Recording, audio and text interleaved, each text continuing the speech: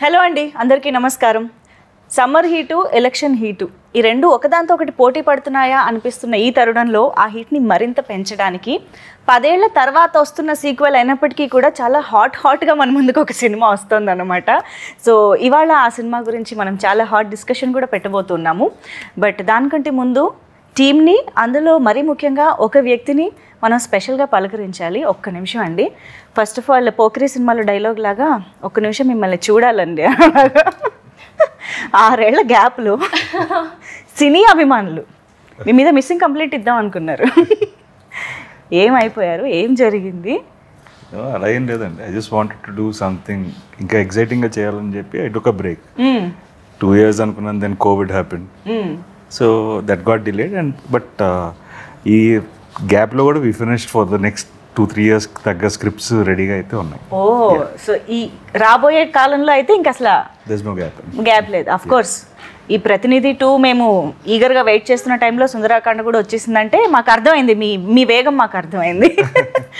కానీ మంచి మంచి కాన్సెప్ట్ చిత్రాలకి ప్రతినిధిగా ఉన్న మీరు సడన్గా అలా గ్యాప్ ఇచ్చేస్తే అలాంటి చిత్రాలకి అలవాటు పడిన ఆడియన్స్ ఏమైపోవాలి చెప్పండి. అది కూడా ఈ మధ్య కాలంలో అలాంటి మూవీస్కి ఫ్యాన్స్ ఇంకా ఎక్కువ అయ్యారు, ఇంకా రీచ్ పెరిగింది. సో మీకెప్పుడు మిస్సింగ్ ఫీలింగ్ రాలేదా, అరే this is the right time కదా అని? 2017-18 నాకు నేను చేసిన సినిమాలు కొన్ని నచ్చలేదు. So I don't like the way I was selecting films and so I just wanted to take a break. ఎక్కువ సినిమాలు చేసాను అండ్ చిన్న కన్ఫ్యూజన్లోకి వెళ్ళిపోయానేమో. I don't know what to select. So అలా బ్రేక్ తీసుకున్నాను. But covid and other things అది ఇంకొంచెం పెద్ద ఎక్స్టెండెడ్ బ్రేక్ అయిపోయింది.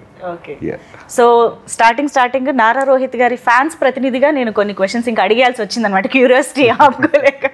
But now I would like to say hi to Murthy garu, the director of Prathinidhi 2, and of course Siri. Hey Siri. So హీరోయిన్గా ఈ cinema ద్వారా ప్రేక్షకులను పలకరిస్తూ ఉన్నారు. Congratulations on that.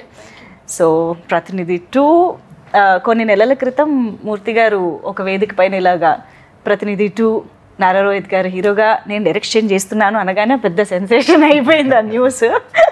అండ్ ఒక చిన్న షాక్, ఒక pleasantly surprise kind of thing అనమాట మా అందరికీ కూడా. సో ఫస్ట్ ఆఫ్ ఆల్ మేము ఈ కలయిక గురించి తెలుసుకోవాలనుకుంటున్నాం. ఏంటి, ఎలా జరిగింది? ఇన్నాళ్ళు మీరు ఈ సీట్లో ఉండి చాలా యూనో హాట్ డిబేట్స్ పెట్టిన జర్నలిస్ట్గా సడన్గా డైరెక్షన్, ఇదంతా స్టోరీ మాకు తెలుసుకోవాలని ఉంది. అంటే 2022 రోహిత్ గారి బర్త్డేకి, అంటే మా కామన్ ఫ్రెండ్ సర్కిల్ ఉంది. ఓకే. సో బర్త్డేకి ఫామ్ హౌస్లో కలిసినప్పుడు వర్షం పడుతుంది. ఫామ్ హౌస్లో అందరూ కూర్చున్నప్పుడు బయట లాన్లో వర్షం పడుతుంటే అన్నీ కలిపి ఒక హట్లోకి షిఫ్ట్ చేశారు. హట్లో కూర్చున్నప్పుడు రోహిత్ గారు మాట్లాడుతున్నారు నాతో ఒక సీరియస్ ఇష్యూ మీద. సీల్ అవుట్ వెనక వర్షం, మెరుపులు అవన్నీ చూడగానే నాకు ఆ వాయిస్, ఆ యాంబియన్స్ చూడగానే నాకు అనిపించింది. లేచి వెళ్ళేటప్పుడు నేను చెప్పా, సార్ నేను మీతో సినిమా చేస్తాను. ఓకే. ఎందుకు ఆ స్పార్క్ అలా వచ్చింది నాకు ఆయన వాయిస్ చాలా ఇష్టం. వాయిస్ కల్చర్ చాలా బాగుంటుంది. అంతకుముందు సినిమాలు చూసా, అనగానే స్పార్క్ అనిపించింది. సార్ మీతో సినిమా చేస్తాను వెళ్ళిపోయా. ఆయన షాకు, ఈడేంటి రోజు టీవీ వార్తలు ఏదో నాతో సినిమా అంటాడు. అసలు రియాక్షన్ మీరు వెంటనే ఏమన్నా రెస్పాండ్ అయ్యారా? ఏం చెప్పారు? అంటే జనరల్గా సరే, ఫస్ట్ ఇన్స్టెన్స్ ఓకే సరే అండి అన్నాను. But I don't take it that సీరియస్గా తీసుకోలేదు. మళ్ళీ కరెక్ట్గా ఆల్మోస్ట్ ఒక 6-7 months తర్వాత ర్యాండమ్గా ఆ common friend called me and said, అదే మూర్తి గారు కలుస్తారంటాను, ఒకసారి కథ చెప్తా. ఏంటి ఆయన నిజంగా రాయిస్తారా కదా? అంటే మీరు ఆయనతో సినిమా చేస్తానన్న మాట అనేటప్పటికి ఆ టైంకి నేను డైరెక్షన్ చెయ్యాలి, డైరెక్టర్ అవ్వాలి అనేది ఉందా మైండ్లో? డైరెక్షన్ అనేది థాట్ లేదు. నేను స్టోరీ అనుకున్నా. ఓకే. సో స్టోరీ ఆయనకి ఎక్స్ప్లెయిన్ చేసినప్పుడు మీరే చేసేయండి అన్నారు. ఓకే. చెప్పిన విధానం బాగుంది, మీరే చేసేయచ్చు కదా. అండ్ ఫ్రెండ్స్ ప్రొడ్యూసర్ అంటే బేసిక్గా ఆయన అలా నరేషన్ ఇచ్చిన తర్వాత how he wants to see the film అనేది రిఫరెన్స్లు ఇవి చూపించారు. So it's like basic sense, like ఆయన కథ ఆయన చెప్పడమే కరెక్ట్ అనిపించింది. సో దట్స్ ద రీజన్ అంతే. సో అయితే ఫస్ట్ ఆయన డైరెక్టర్గా చూసింది మీరన్నమాట. కరెక్ట్, అంతే కదండి. యా. సో మీరు ఓకే ఆయనతో ఒక సినిమా చేయాలనిపించింది, ఒక స్పార్క్ ఆ మూమెంట్లో, and you developed the script, చెప్పారు, ఇద్దరికి నచ్చింది. బట్ అది ప్రతినిధి 2 ఎందుకు అయ్యింది అనేది మా డౌట్. అది ఇంకోటి ఏదో ఒక ఫ్రెష్ టైటిల్తో ఒక కొత్త సినిమా కూడా అయ్యి ఉండొచ్చు కదా. సో ప్రతినిధికి ఎంతమంది ఫ్యాన్స్ ఉన్నారో మీ అందరికీ తెలుసు, అండ్ ఎంత సెన్సేషన్ క్రియేట్ చేసిందో తెలుసు, దానికంటే ఒక ఎసెన్స్ ఉంది, అది అందరికీ తెలుసు. సో ఈ సినిమాకి ఏంటి పోలిక, అసలు ప్రతినిధి 2 ఎందుకైంది ఇది? అది హీరో గారు ఆయన చెప్పాలా? టైటిల్ వేరేది అనుకున్నాం, స్క్రిప్ట్ మాట్లాడుకున్నప్పుడు we had different title in mind, but it has more resemblance. అంటే హీరో క్యారెక్టర్ ఆర్క్ దగ్గర నుంచి 1కి రిజంబ్లెన్సెస్ ఉన్నాయి. సో వీ ఫెల్ట్ మళ్ళీ జానర్ ఏంటి, ఎలాంటి సినిమా చెప్పబోతున్నాం అనేది యూ డోంట్ నీడ్, ఇఫ్ కొత్త టైటిల్ అయితే again you need to explain what genre it is. So we felt this title ఇది దానికి కంటిన్యూషన్ కింద ఉంటుంది, and because the characters are same and the fight is the same. అది ఉంది కదా, one man will stand against all odds. So I think that's the essence of Prathinidhi కూడా. కాబట్టి ఇప్పుడు ఇందులో కూడా కొన్ని ప్రశ్నలు ఎదురవబోతున్నాయని అర్థమవుతుంది.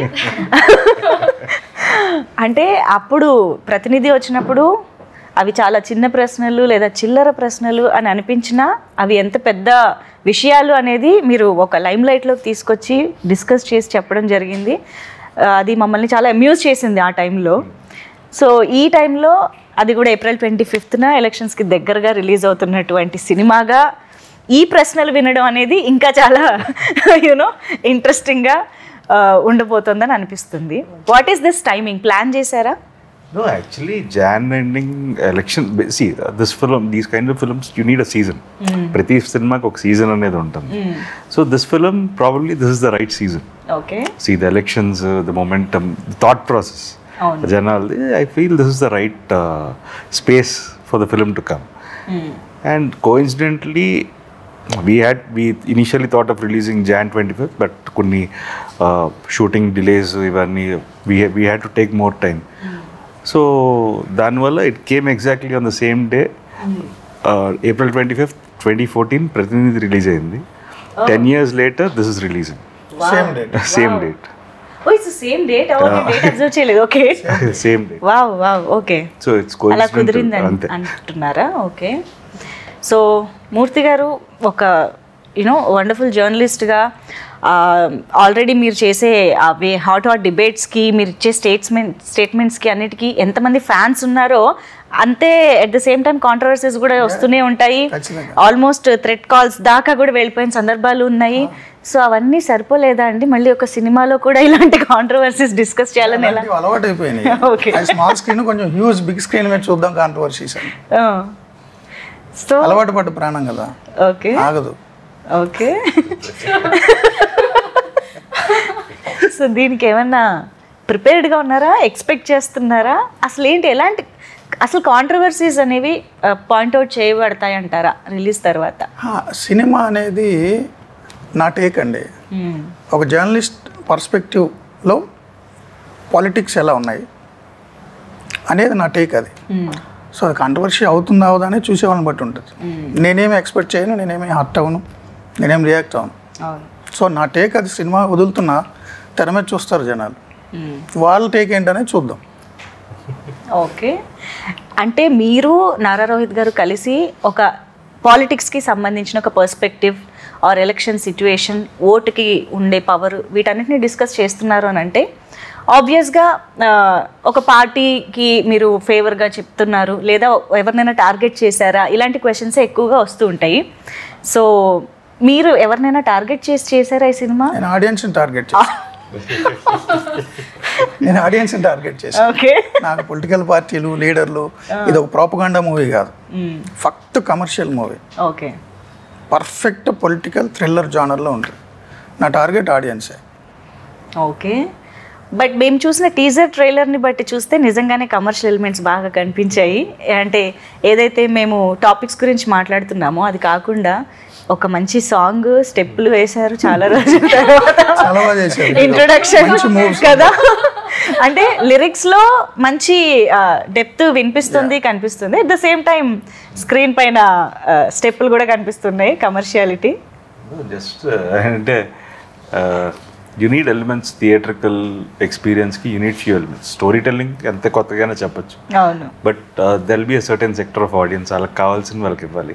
అండ్ దేవర్ స్పేస్ లేకుండా ఏదో జస్ట్ ఇరికించినట్టు కాకుండా హీరో క్యారెక్టర్ ఆర్క్ అని చెప్తూ ఒక సాంగ్ చేద్దాం అని ఒక ఐడియా అంతే. Okay, but we're very happy to see you you know that బ్రైట్గా డాన్స్ చేస్తూ కొంచెం ఆ ఎక్స్ప్రెషన్స్ అది భలే అనిపించింది. అందులోనూ మేము చాలా కాలం తర్వాత కూడా చూస్తున్నామేమో, ఇంకా బాగా అనిపించింది.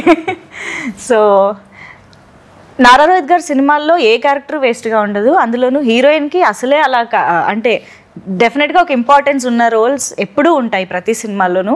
అందులోనూ ప్రతినిధి తీసుకున్నా కూడా శుభ్ర అయ్యప్ప అఫ్కోర్స్ చాలా ట్విస్ట్ల తర్వాత తన క్యారెక్టర్ కూడా చాలా ఇంట్రెస్టింగ్గా కనిపిస్తుంది. సో ఇందులో సిరికి ఎలా ఉండబోతుంది రోల్, ఎంత ఇంపార్టెన్స్ ఉండబోతుంది?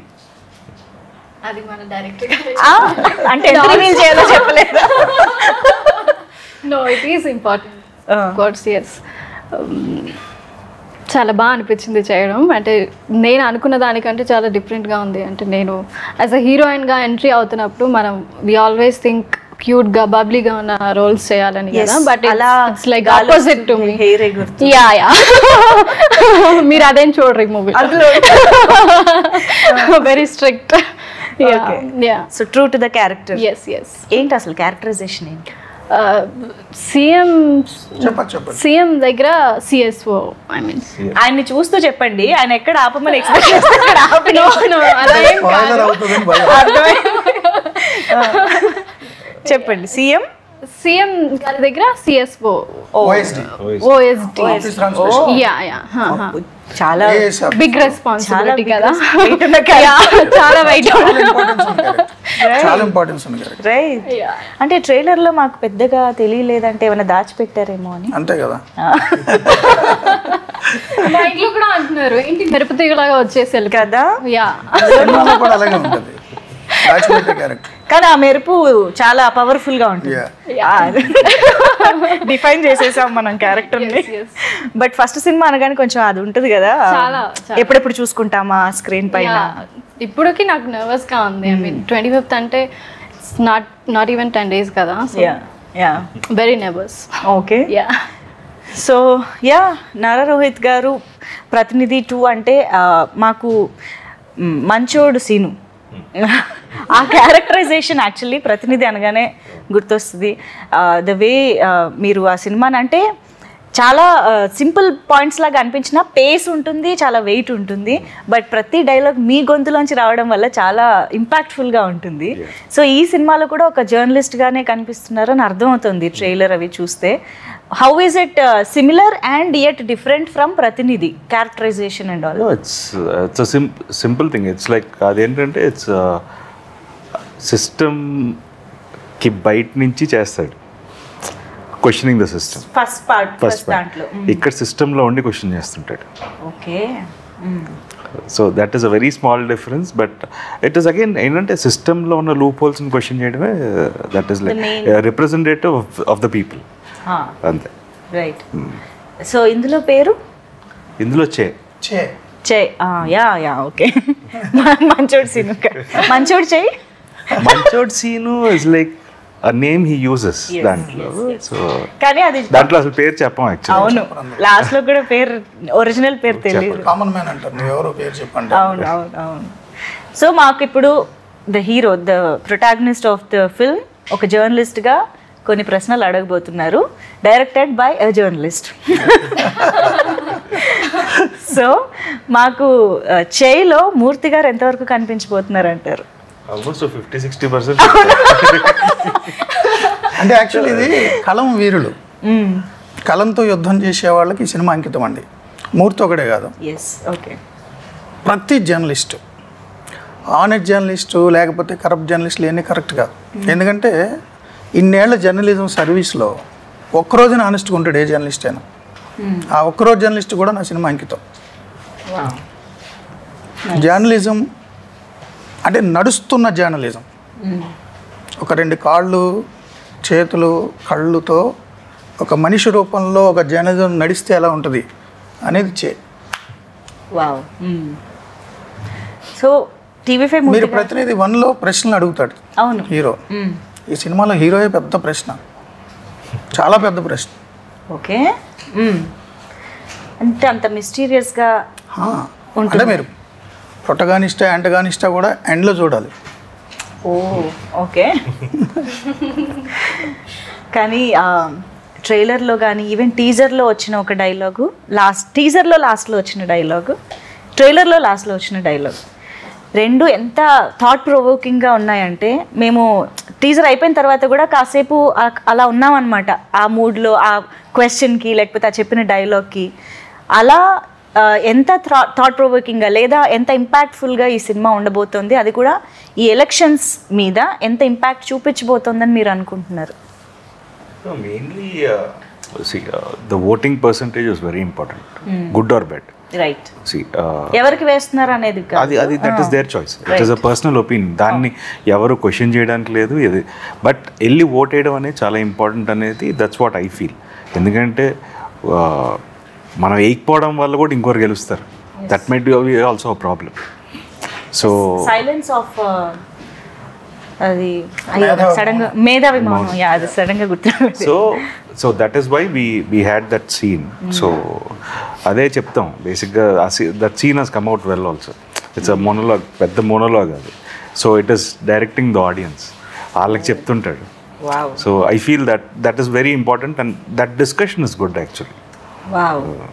సో ఆ డైలాగ్ ఇంకా పెద్దదన్నమాట, ఎక్స్టెన్షన్ చాలా ఉంది అని అర్థం అవుతుంది. అదే కానీ అది ఒకసారి చెప్పచ్చు కదా, ఒళ్ళు విరిచి ఓటు వేయడానికి బయటికి వెళ్ళాలి అన్న డైలాగ్. ఒళ్ళు విరిచి బయటకు వచ్చి ఓటేయండి, లేదంటే ఈ దేశం వదిలి వెళ్ళిపోండి, అదేం కుదరకపోతే చచ్చిపోండి. బట్ మీరు చెప్తే దాని ఇంపాక్ట్ వేరే రేంజ్లో ఉంటుందండి నిజంగా.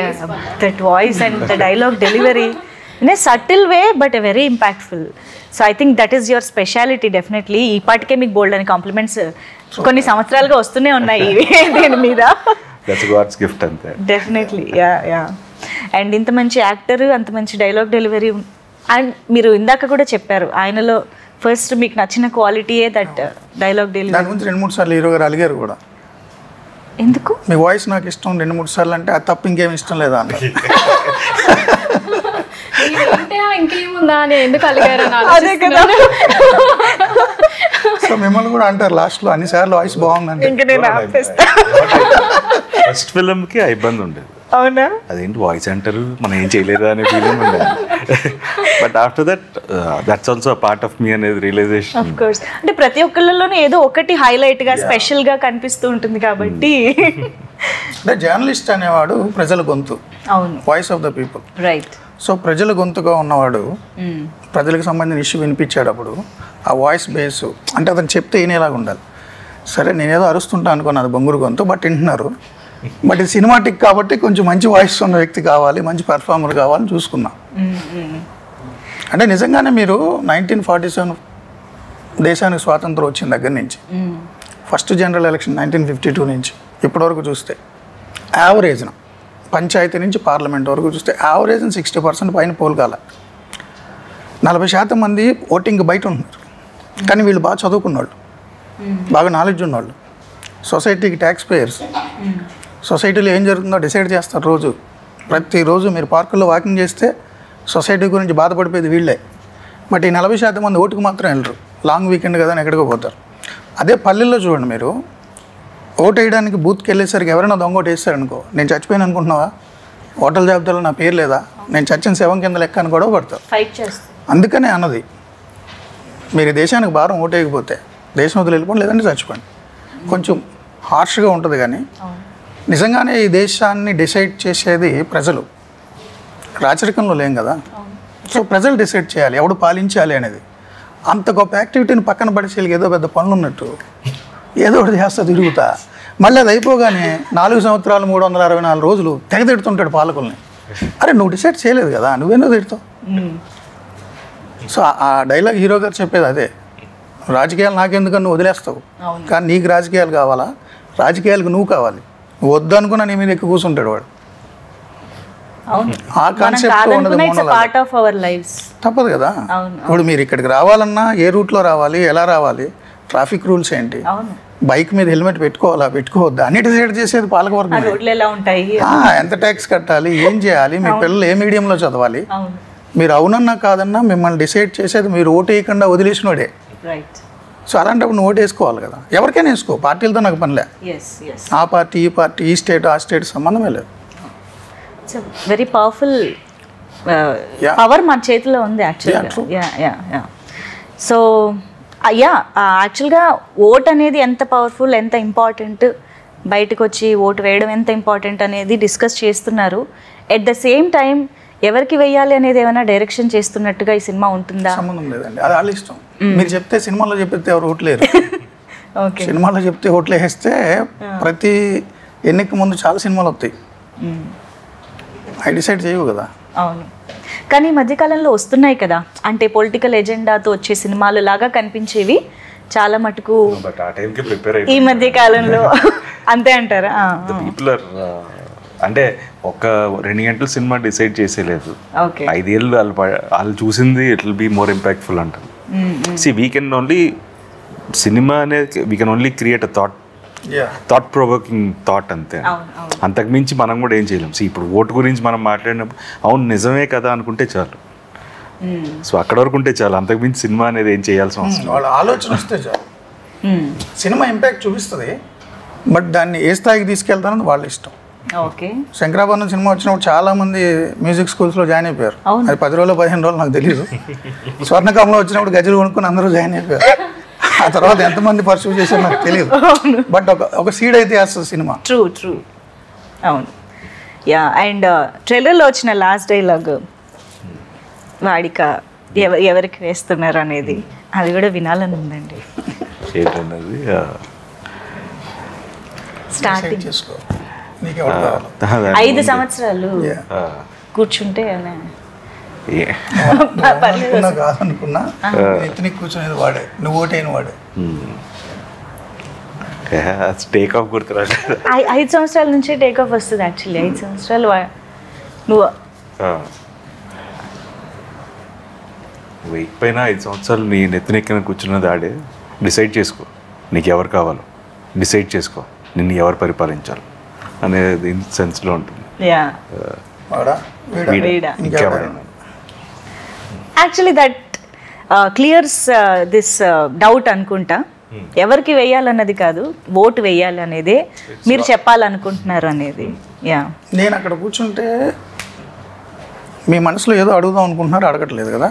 లేదు, నేను లౌక్యంగా అడిగాను.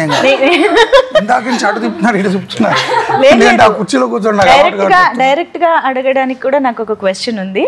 నాకే కాదు, మేబీ కొంతమంది మనసులో ఉన్న క్వశ్చన్ కూడా అయ్యుండొచ్చు, కాబట్టి నేను అది డైరెక్ట్గానే అడుగుతాను. ఎందుకంటే ఈ కాంబినేషను, ఈ ట్రైలర్లు ఇవి చూసిన తర్వాత చంద్రబాబు నాయుడు గారు దీనికి ఫండింగ్ చేస్తున్నారా అనే డౌట్ చాలా మందికి వచ్చింది. సో ఐ థింక్ ఆన్సర్ మీరే చెప్పాలి దానికి. చంద్రబాబు గారు నాకు ఫండింగ్ చేయడం కాదు బాబు, నేనే బాబు గారికి రోజు ఫండింగ్ చేస్తా తెలుసా. హెరిటేజ్ పాల ప్యాకెట్లు 2 కోట 52 రూపాయలు బాబు గారికి నేను ఫండింగ్ చేస్తా తెలుసా మీకు. ఇప్పుడే తెలుసు. ఒక రాజకీయ నాయకుడు ఫండింగ్ ఒకటి మీద ఆధారపడే బతుకు కాదు నాది, నేనే వాళ్ళకి ఇస్తా. ఈవెన్ పవన్ కళ్యాణ్ గారికి కూడా నేను డబ్బులు ఇస్తాను. 150-200 రూపాయలు సినిమా వచ్చినప్పుడు. నేను ఫ్లాట్ కొనుక్కున్నప్పుడు జగన్ గారికి కూడా ఇచ్చా. భారతీయ సిమెంట్స్ 300 రూపాయలు కట్ట. ఎవరికైనా నేను డబ్బులు ఇస్తా, చెయ్యి ఎక్కడ ఉండదు ఎక్కడ ఉంటుంది. వచ్చింది ఆన్సర్? వచ్చింది. ఇంకేమైనా ఉన్నాయి? లేదండి.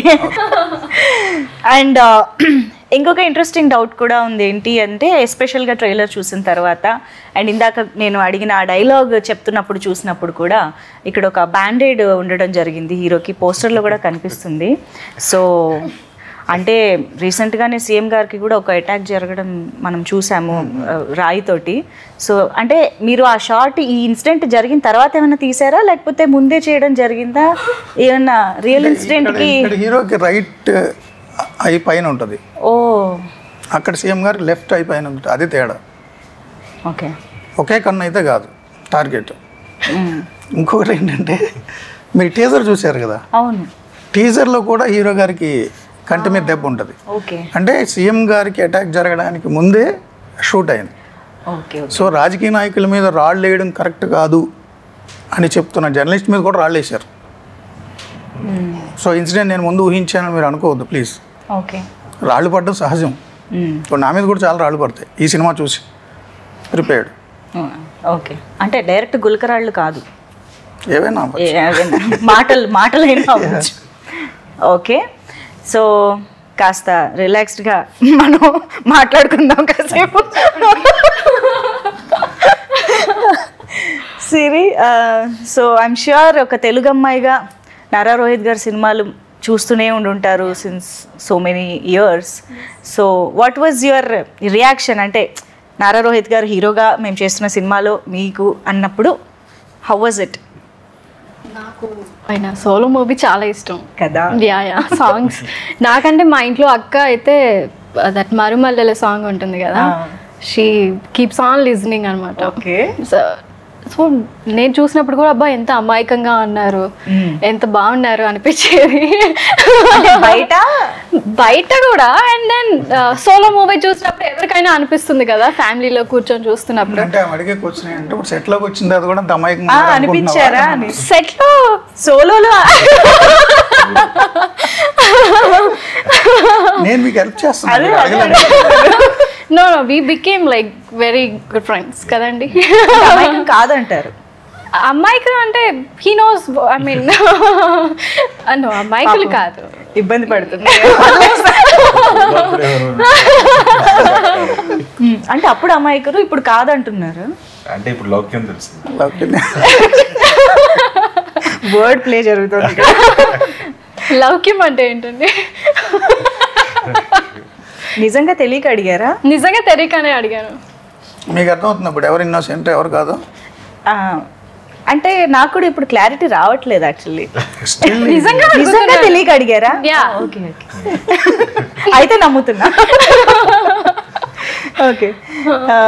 సో ఏంటి పాటలు, మీ పాట వరకు చూసాము అండ్ మీ ఇద్దరి కాంబినేషన్ ఎలా ఉండబోతోంది అసలు? The love track or the what we say love interest గా ఎలా అంటే అంత డీటెయిల్స్ చెప్పలేము. సినిమా స్పాయిలర్ అయిపోతుంది. చిరు లీక్స్ లాగా మంజు లీక్స్ అయిపోతుంది. మంజు లీక్స్ చేసే అవకాశం ఎక్కడుంది? ఇంకా నా దాకా రాలేదు కదా. చేస్తే మూర్తి లీక్స్ అవ్వాలి. ఓకే. సో అందుకేనైనా మాకు ముందుకు ఇంకా వేరే ఏ పాటలు రాలేదు అంటే పాటలు ఉన్నాయా? ఉన్నాయి పాటలు ఉన్నాయి. ఓకే ఓకే, వస్తాయి. Very nice. Matheswara Sagar garu, Sagar the background music అయితే అసలు అదిరిపోయిందండి నిజంగా. దట్ థీమ్ లాంటి ఒక మ్యూజిక్ వస్తుంది కదా. Actually Sagar did that in one day అండి. అప్పుడు అనౌన్స్మెంట్ అప్పుడు చేయించాం ఆ థీమ్ మ్యూజిక్. కరెక్ట్గా వన్ డేలో చేసి ఇచ్చాడు. That became the main theme of Prathinidhi 2. అసలు is done a wonderful job. Obviously చాలా మంచి స్కోర్ ఇచ్చారు. Yeah okay. మూవీలో కూడా మంచి ఆర్ఆర్ ఇచ్చారు. సో మాకైతే మీరు జర్నలిస్ట్గా అజయ్ ఘోష్ గారిని ఇంట్రాగేట్ చేయడం లాంటివి చూస్తున్నాము. అండ్ జిసు సేన్ గుప్తా గారు చాలా ఇంపార్టెంట్ రోల్లో కనిపించబోతున్నారు అర్థమవుతుంది. అండ్ వీ హ్యావ్ ఇంద్రుజ గారు అండ్ ఆల్. సో వీళ్ళందరి రోల్స్కి ఉన్న స్పెషాలిటీ ఆర్ యూనో ఇంపార్టెన్స్ ఏంటి? And at the same time మేము రియల్ క్యారెక్టర్స్ని ఏమైనా ఐడెంటిఫై చేసుకుంటామా వీళ్ళల్లో అనేది కూడా ఒక డౌట్, ఒక చర్చ కూడా జరుగుతుంది. అంటే సచిన్ కేడ్కర్ చీఫ్ మినిస్టర్ అండి. యా, చాలా మంచి ఆర్టిస్ట్, మంచి performer. Jisshu Sengupta investigation CBI officer. Indraja garu ఒక politician, opposition leader. So present day పాలిటిక్స్ని టచ్ చేస్తాము, బట్ ఏ పార్టీని ఏ రాజకీయ నాయకుడిని టచ్ చేయం. ఓకే. జనరల్గా అంటే పొలిటికల్ థ్రిల్లర్ ఇది, ఫిక్షన్ మూవీ. ఎవరైనా మీరు కూడా రిలేట్ చేసుకొని చేసుకోవచ్చు ఏదైనా క్యారెక్టర్ని. అదే అది మీ ఇష్టం. అంటే ఇప్పుడు మేము ఒక క్యారెక్టర్ని చూసి వీళ్ళలాగా అనిపిస్తున్నారు అని అనుకుంటే అలా అనిపించదు, వీళ్ళలాగా ఉన్నారని అనిపించదు, బట్ వాళ్ళకి అనిపిస్తుందేమో ఇది నేనేమో అని. ఇప్పుడు మీరు అనుకోవచ్చు ఉదయభాన్ క్యారెక్టర్ నేనేమో అని, చెప్పలేము. బట్ మిమ్మల్ని చూసి నేను ఉదయభాన్ గారి క్యారెక్టర్ రాయలే. ఓకే అండి, అది అర్థమైందండి. రాసుంటే నన్నే పెట్టుకునేవారు కదండి, నేను మిమ్మల్ని పెట్టుకోలేదు అని చెప్పాలా అండి? కానీ మీరు నెక్స్ట్ టైం రాస్తారండి, చూడండి. అవును, నెక్స్ట్ టైం అంటే గుర్తొచ్చింది. ఇప్పుడు జర్నలిస్ట్ మూర్తి గారు కంప్లీట్గా డైరెక్టర్ మూర్తి గారుగా కంప్లీట్గా అవునండి, జర్నలిస్ట్ మూర్తే. ఓకే. అసలు ఈ సినిమాలో నా హీరో కూడా జర్నలిస్టే అంటున్నాను కదా. జర్నలిజం అంటే నాకు అంత ప్రేమ, అంత మమకారం. ఇప్పుడు మీకు మూవీలో అప్పుడు ఏదైనా ఒక దేశ సరిహద్దుల్లో యుద్ధం జరుగుతున్నప్పుడు శత్రు సైనికులతో మన సైనికుడు తుపాకీ గోళ్ళకు బాలే కింద పడిపోయాడు అనుకోండి, ఉండేడు. అతనికి కనుక నేషనల్ ఫ్లాగ్ కనిపిస్తే, ట్రై కలర్ కనిపిస్తే ఎట్లా ఎనర్జెటిక్గా లేస్తాడో, నా సినిమాలో జర్నలిస్ట్ అలా లోగో కనిపిస్తే, అంటే చావు నోట్లో తలపెట్టేసి చనిపోయి యుద్ధరంగంలో రక్తగాయాలతో పడిపోయిన జర్నలిస్ట్కి లోగో కనిపిస్తే అట్లా లేస్తాడు. సో జర్నలిజం అనేది సమాజాన్ని డిక్టేట్ చేస్తుందని అనుకుంటారు, బట్ సమాజాన్ని డిక్టేట్ చేసే వ్యవస్థల్ని క్వశ్చన్ చేస్తుంది జర్నలిజం. సో నాలో జర్నలిస్ట్ ఎప్పటికీ ఉంటాడు. ప్యాషన్ కాబట్టి సినిమా కంటిన్యూ చేస్తా, బట్ జర్నలిస్ట్గా కూడా ఉంటా. ఒకవేళ సినిమా కంటిన్యూ చేస్తే అందులో కూడా మాకు జర్నలిస్ట్లే కనిపిస్తారా? నో, ఇంకెవరైనా మా సోలో లాంటి హీరో కానీ అలా ఎవరైనా కనిపిస్తారా? ఇప్పుడు ఈ సినిమాలో కూడా మీ సోలో లాంటి హీరో పార్ట్ ఉంటుంది. ఉంటుందా? ఓన్లీ జర్నలిస్ట్ నేనే పూనకమైపోలేదు ఆ క్యారెక్టర్లో. ఈ సినిమాలు కంటిన్యూ చేస్తే ఆయన నాలో పడతాడు, నాకు భయం ఉంది. ఓకే. సో కొంత ఇక్కడ కూడా వెళ్ళడం జరిగి ఉంటుంది, ఇన్ఫ్లుయెన్స్ అయ్యి ఉంటుంది డెఫినెట్లీ. సో డెఫినెట్గా మూర్తి గారు అంటే ఒక ఆనెస్ట్ జర్నలిజం అనేది చాలా మంది మీద ఒక ఇన్ఫ్లుయెన్స్ కూడా క్రియేట్ అయ్యింది, అండ్ ఆ నమ్మకం క్రియేట్ అయింది. At the same time brave జర్నలిస్ట్గా కూడా మీరు అందరికీ తెలుసు. ఐ రిమెంబర్ ముంబై అటాక్స్ టైంలో you are the only one Telugu journalist there. అంత బ్రేవ్గా వెళ్ళి మాకు రిపోర్ట్ చేయడం ఇదంతా చేశారు.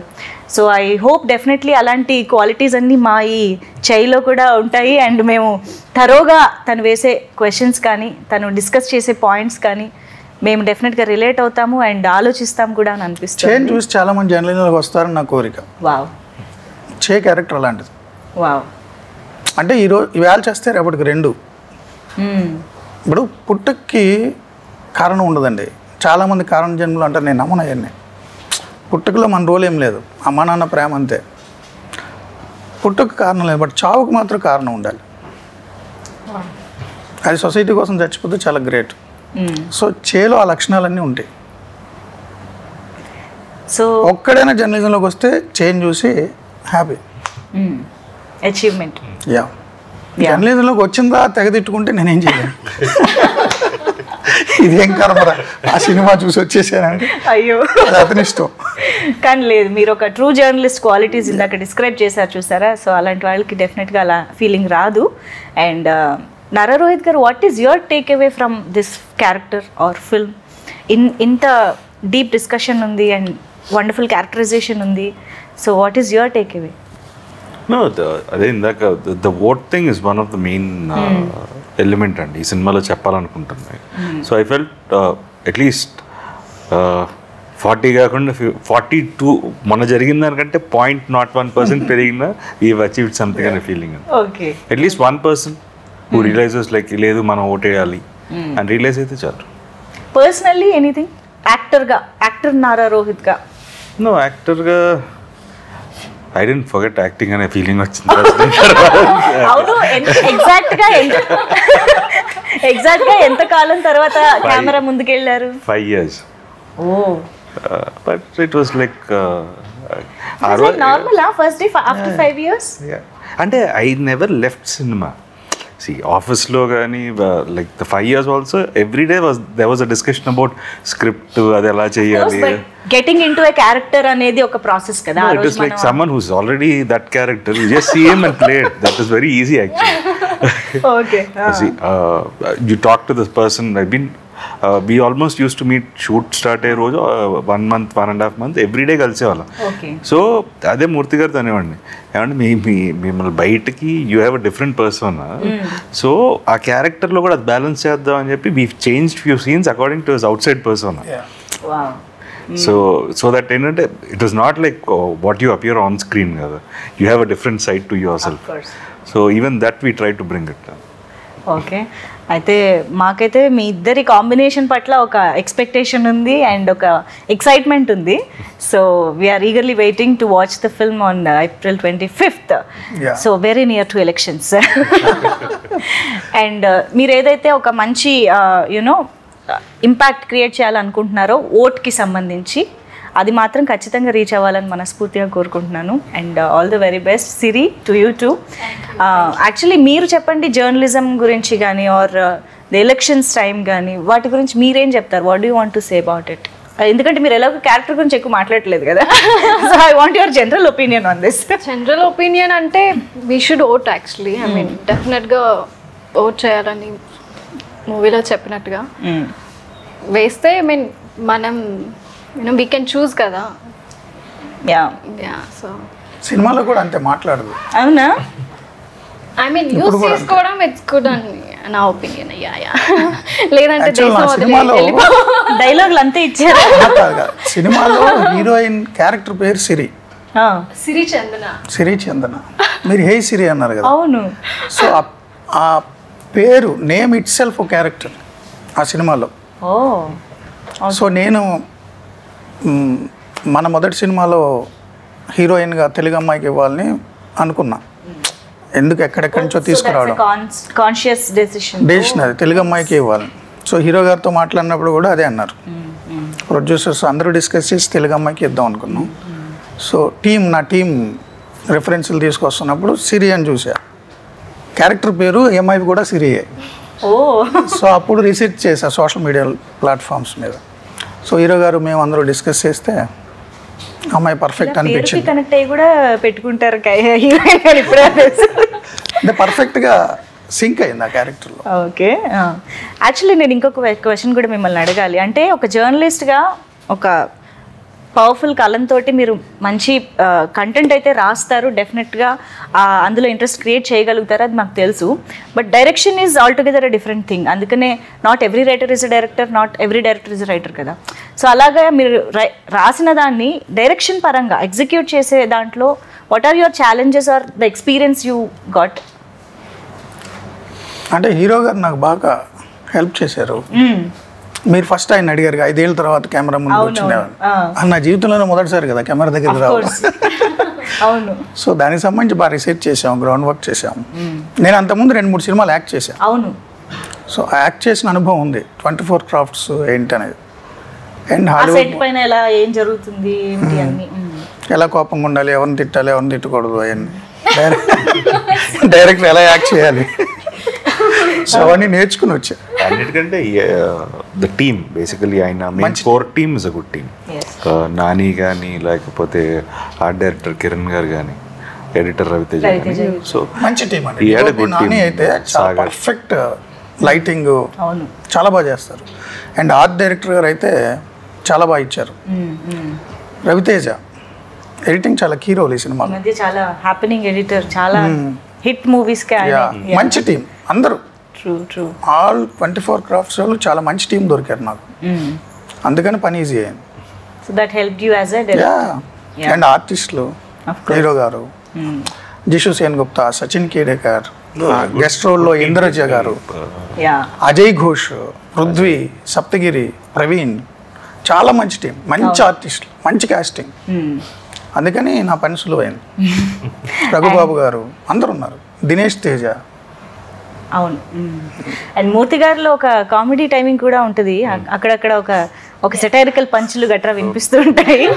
అది మాకు కొన్ని పాత్రల్లో కూడా కనిపిస్తుంది. ట్రైలర్ చూసినప్పుడు మన పృథ్వీ గారు, ప్రవీణ్ గారు ఇలా చాలా మందిలో కనిపిస్తుంది. సో స్టార్టింగ్లోనే మీరు అందరూ అన్నట్టుగా మంచి కమర్షియల్ ఎలిమెంట్స్ అండ్ దిస్ ఒకటిలో జ్ఞానం ఇచ్చినట్టు ఉండదు, ఏదో ఓటేయండి అని ఉండదు, స్పీచ్లు మాత్రం అలాగేమి ఉండవు. మంచి కమర్షియల్ ఎలిమెంట్స్ అన్నీ ఉంటాయి. Nice nice. సో ఎస్, మేమైతే థియేటర్స్కి వెళ్ళి April 25th సినిమా చూడడానికి రెడీగా ఉన్నాము. So thank you so much మీ ముగ్గురికి ఈ టైం ఇచ్చినందుకు అండ్ మాతో ఈ విషయాలు చెప్పినందుకు. Thank you so much.